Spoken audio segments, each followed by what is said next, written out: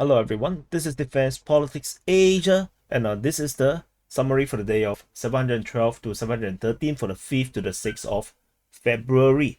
So the frontline changes report has been released on the DPA War channel already, so do check it out. I won't be repeating the same thing over here. And let's start off with the strategic and tactical reporting. So go on to the the border region between Russia and Ukraine over in the Kharkiv Front.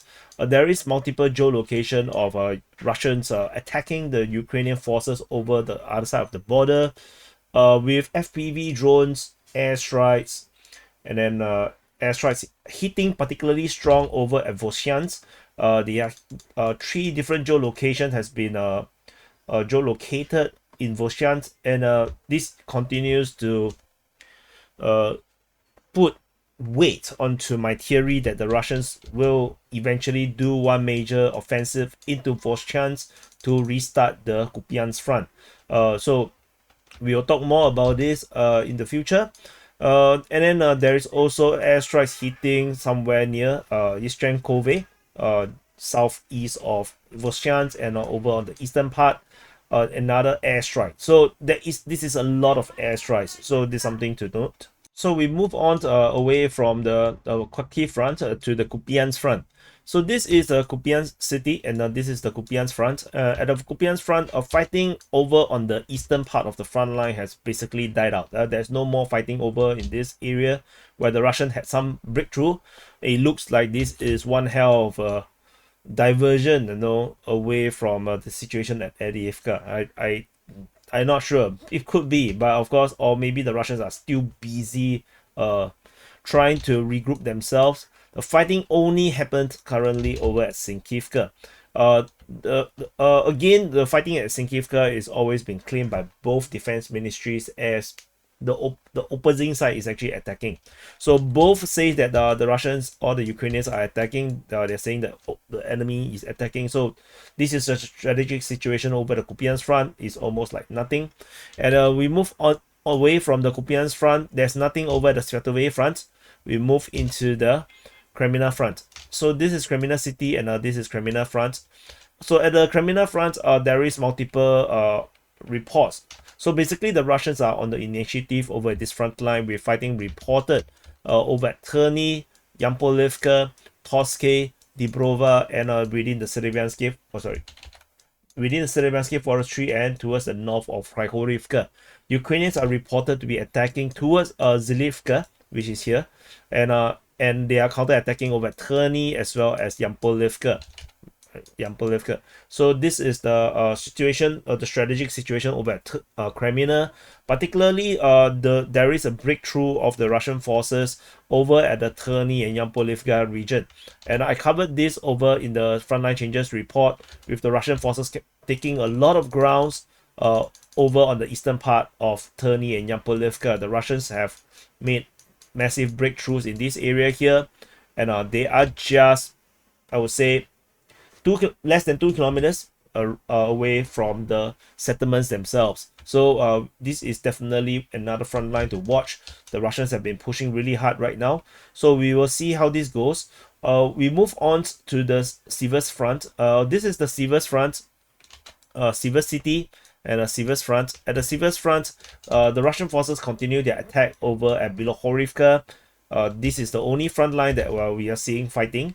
And there is geolocation of Russian forces over at the south of Vasily, or within Vasily itself. There is a FPV drone of the Ukrainian forces attacking Russian forces within the village. So, which means that the Russians did try to put troops into Vasily itself, and but then this is going to be a very, very hard settlement to hold unless they are able to take the high grounds north of Vasily. So now this is like a very lousily drawn BMW logo, and we move on into Bakhmut Front. So this is Bakhmut City, and this is the Bakhmut Front. At the Bakhmut Front, in the northern flank, we have fighting reported continue to be reported at Bodanivka. A lot of geolocation around Bodanivka itself. I think this one is this FPV drone, FPV drone. So these are all FPV drone attacks that is being geolocated uh, on the by criminal caprice or military summary, and the Russians are pushing. So we shall see how this goes. There is no clear information about Russians are doing major assaults into the village just yet. So I believe it's still very positional. They are still preparing the ground for the assault. And there is also geolocation at Chasiv, also FPV drone attack. So it looks like the Russians are depending on FPV drone mostly now over the past 24 to 48 hours in this frontline region. And so at Ivanivsky itself, there is some frontline changes. The Russian forces attack in the north, and then this is the Russians continue to put pressure on Ivanivsky. The Ukrainians are holding this line pretty well, but I think the Russians what they want to do is actually close up this area here, and to line up the entire front line along the edge of the city, so that when they attack, they have actually more vectors of attack, which will put a lot of pressure on the Ukrainian forces rather than concentrating all the fighting over at just one place. Then this will just make it much easier for the Ukrainians to defend. So let's see how this progress. We move on to, further south, in the southern flank of the Bakhmut Front. Ukrainian forces attack in the north of Klishchiivka or the southeast of Ivanivsky, and they also counterattack over at Klishchiivka region. The Russians are attacking in the Klishchiivka region at Andriivka as well as Kudyomivka. So this is the strategic situation over in the southern flank. There is no frontline changes noted in these areas here. So north of Klishchiivka, I did mention in the frontline report, the Russian claims that the Russian forces got pushed out of this area here. There is still some kind of entrenchment in this area. The Ukrainians attack and push out the Russians. However, heavy bombardments on the Ukrainian forces force the Ukrainians to actually withdraw away from this success. So this remains a gray zone right now in the north of Klishchiivka or the southeast of Ivanivsky. We will continue to monitor the situation. As you can see, Ivanivsky, southeast, sorry. And we move on over at the Niu-York Front. At the Niu-York Front, there is geolocation of Russian airstrike on Zalizny, and another Russian airstrike south of New York and south around Avdiivka region or north of Novomykhailivka. So these two airstrikes happened in this area here amidst Russian attacks towards Pivnishny as well as towards New York. I'm not sure if these attacks are something serious. Are they really serious about this assault, or is this just something probing, like a probing attack, just to distract the Ukrainians further away from Ivanivsky? From Avdiivka Front, because the current frontline attacks, the main offensive is currently over at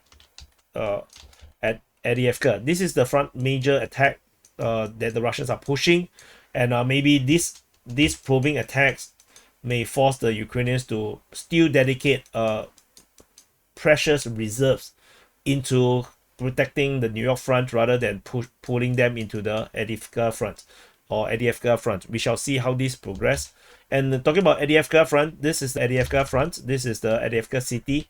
The Russian forces continue their Avdiivka offensive, fighting reported at Novomykhailivka in the north of Avdiivka, towards Tonenke at Povomaysky and Nevelsky. So these are the noted reports that talk about Avdiivka. Probably there is more fighting than this, but no, these are the reports that I see. Ukrainians counterattack over at Novomykhailivka. This is the only one that was noted that the Ukrainians are attacking. I believe this is an attempt to distract the Russians, to threaten the rear, so that the Russians will actually react to fight in the north, in the area where the Ukrainians have more comfort, rather than allowing the Russians to continue to put pressure on Avdiivka, which they are now struggling to hold the line. So there is geolocation of airstrikes within Avdiivka itself, as well as another failed Ukrainian attack in the south. There is a Bradley attack pushing into the southern neighborhood, and this attack failed. The Bradley hit a mine that was probably laid into the roads much later. So the Bradley wasn't expecting the mine to be there. So there is this geolocation, which also signifies that there is a Ukrainian attack in the south, but it was not reported by any of these OSIN reports, or the Defense Ministry reports. So and over at the Povomaysky region, Russians are still attacking in this area here, and there is geolocations of Russian forces attacking the Ukrainian stronghold east of Nevelsky. This is a stronghold over here. The Russians are sending armored vehicles to attack. This will remain as a gray zone in our future mapping, because there is no indication that the Russians have a entrenchment in this area here. It was just the armored vehicles going up to attack the Ukrainian positions. Geolocation of Ukrainian forces getting drone strike, showing the Ukrainians are actually in this position. So the front line along this area is becoming really clear due to the geolocations that we have seen over this area here in the Nevelsky region at the Avdiivka Front. We move into the Donetsk Front. This is the Donetsk Front at the Marinka sector. So this is the Marinka sector from Krasnohorivka all the way to Novomykhailivka. The Russians continue their offensive in this area here, with fighting reported towards Georgievka, towards Boyeda, towards Novomykhailivka in the north and in the east, and there is bombardment reported at Katerinivka, I think. Yeah, Katerinivka, correct. And so the Russian forces, there's this news, I would say, is, you can call it a rumor for now, but the information did come from Ryba, that the Russians is now at the outskirts of the eastern part of Novomykhailivka. So they are in the first buildings over in the eastern part, but I cannot verify this just yet. Ukrainian forces is geolocated along this tree line that was FPV drones attacked, and there is also further Ukrainian forces geolocated further in, also attacked by FPV drones. And so the fighting currently is on the eastern edge of the settlement. It's unclear if the Russians will continue to really push through in serious terms, but the deep state did mention that the Russians are pushing in the north of Novomykhailivka in a serious way. So we shall continue to monitor the situation at Novomykhailivka. This might become the next focus point in terms of reporting if the situation continues to deteriorate in this area here. We move on over and the rest of the Donetsk Front. There is geolocation of Russian forces north of Mikhailsky, capturing, showing them holding ground that they previously do not have. So that signifies Russian capture. And Ukrainian forces are bombarded or airstrike within Voleda itself. The Russian forces are also continuing their attack over at the south of Zolota Neva, reported by the Ukrainian Defense Ministry in their morning report today.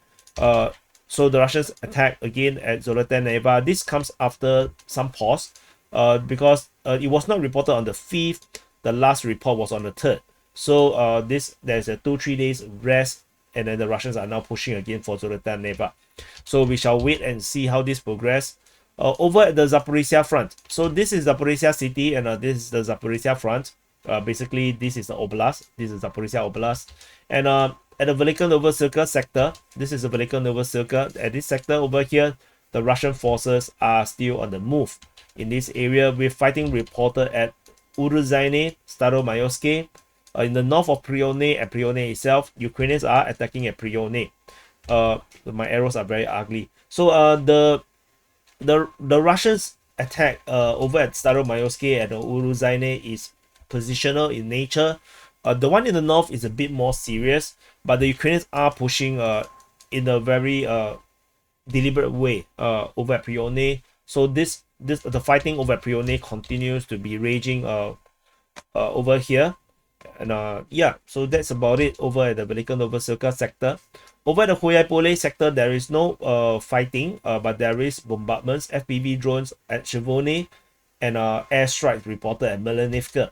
So these two areas got hit, and I just want to highlight as a defender, like if you are the Ukrainians in this position, you will be suspecting that the Russians are planning something, and these geolocations do highlight that the Russians are trying to weaken the Ukrainians in these front lines, and we do not know if the Russians will decide to go on the offensive in these areas. Over at the Kharkiv sector, the Russian forces continue their attack in the Nestyanka region. They are also attacking Robotine, the west of Verbove as well. So this is generally it. Nestyanka has been fighting for some time already, 4th to 6th. We shall continue to monitor to see how the Nestyanka situation unfolds. So far, there is still no information other than the reports coming from the Ukrainian Defense Ministry, also Russian Defense Ministry themselves. So we will have to wait and see if this will be reflected into some kind of frontline changes in the near future.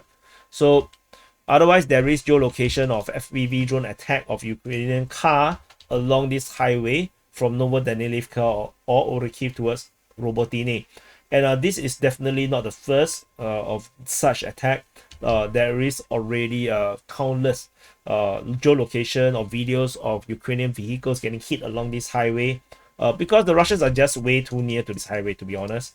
And this is just a death trap to drive along this area here. Super dangerous to drive there. And over at the Kayamsky sector, this is Kayamsky, the Russians attack Petikaki again. So this is yet another probing attack in the Kayamsky sector. And yeah, it must be very hellish to be a Ukrainian commander right now. You really do not know how to deploy and allocate your resources if the Russians are hitting here and there all the time. And we move into the Kherson Front. So this is Kherson City, and this is Kherson Front. At the Kherson Front, there is fighting reported at Krinky. The Ukrainian Defense Ministry continue to report that Krinky is under attack by the Russian forces. There is geolocation of Russian forces getting hit by drones, I believe. Yeah, by drones just off Krinky. But within Krinky itself, the Russian airstrikes are reported. TOS-1A attacks reported thermobaric missiles. And another one is a flag. So okay, so I want to highlight this a little bit. So this is airstrike. This is thermobaric missiles. And now this is actually something not an attack. This is actually a Ukrainian flag. So I believe this is the geolocation of the Ukrainians planting a flag over here using an FPV. No, using a drone. So they fly a drone over here, they drop a Ukrainian flag and plant it right in the middle of the field, and call it a propaganda victory. And to be honest, the Ukrainian supporters really buy it. If you look at Deep State UA's narration about this this video of the Ukrainian flag, they say that the Russians always claim in their propaganda that Krinky is captured. But the 39th Marine Brigade shows they are not by throwing a flag over there. And so this plays against the Russian propaganda, so they are really happy about it by looking at it. And they call the Russian general Teplinsky a loser, and then heavy fighting still continues. So they are really proud about this geolocation. So we shall see how this goes about this flag planting, which I thought is kind of stupid, but yeah. So geolocation of Ukrainian Russian artillery hitting Antonivka, north of Antonivka Bridge. And I think that's about it. I don't think there's any more geolocation. Yep, that's it. So so this is the summary for the day of 712 for the to 713 for the 5th to the 6th of February. Some conclusion. So the Russians are really pushing really hard over at Kreminna. I think this is something really to watch over this area here. The Russians are pushing towards Terny and Yampolivka. The fall of Terny and Yampolivka will collapse will collapse the defense of Zaporizhzhia and Torsky, because the Russians will be able to push to the rear positions and threatening Zaporizhzhia from the rear, and then the Ukrainian forces trying to defend at Dniprova and Torsky will be cut off from reinforcement, and then fighting will be at Liman itself, and then down the road towards Yampil, the entire front line will just collapse. So this is very dangerous. And if the Russians do capture Terny and Yampolivka, let's say this is really captured, then the Ukrainians will have to defend this Belohorivka line here really hard. They cannot let the Russians break through. A breakthrough in this area, like I mentioned, will collapse the front line. So this is the part. I think Ivanivsky, as I mentioned during the report, the Russians are now pushing northward from the highway, and I believe that they will do a pincer and line up themselves before they can launch an attack in multiple directions. So we shall continue to watch this situation, Ivanivsky. Another front line let's talk about is, I believe, okay, New York region. These are probings. I don't think these are serious attacks, and the airstrikes are definitely making it look really serious. But I still believe that this is actually just a diversionary attempt to force Ukrainians to allocate more resources into this area here, to divert their attention away from Avdiivka, because the real attack, I believe, is the real attack is actually at Avdiivka, and this offensive in this area here is the one that is going to crush the Ukrainians and create some massive PR disaster for the Ukrainians. So New York is definitely just divergent, but the thing is, you still have to defend against the diversion, because if you do not, then the Russians may break through over at the New York. So even if the Russians are making this push at Avdiivka, so this is the real push, right? But if, let's say, if they do not defend this front line and the Russians break through in this area, it will just be as disastrous, it's just be as bad. And then you're going to have two weak points, one at New York and one at Avdiivka, and it's just going to be worse. So, and over at Novomykhailivka, as I mentioned, the Russians are making this serious push in the north, and they are now being reported to be pushing in the east, which means that the east might be pressuring the Ukrainians to defend in this direction, while the Russians can then focus on pushing downward and straighten the front line, and then the Novomykhailivka will be taken into heavy combat. So we shall see how this progress. Otherwise, I don't want to talk again about Zoreta Neva. The changes over at the Voleda, of course, is interesting.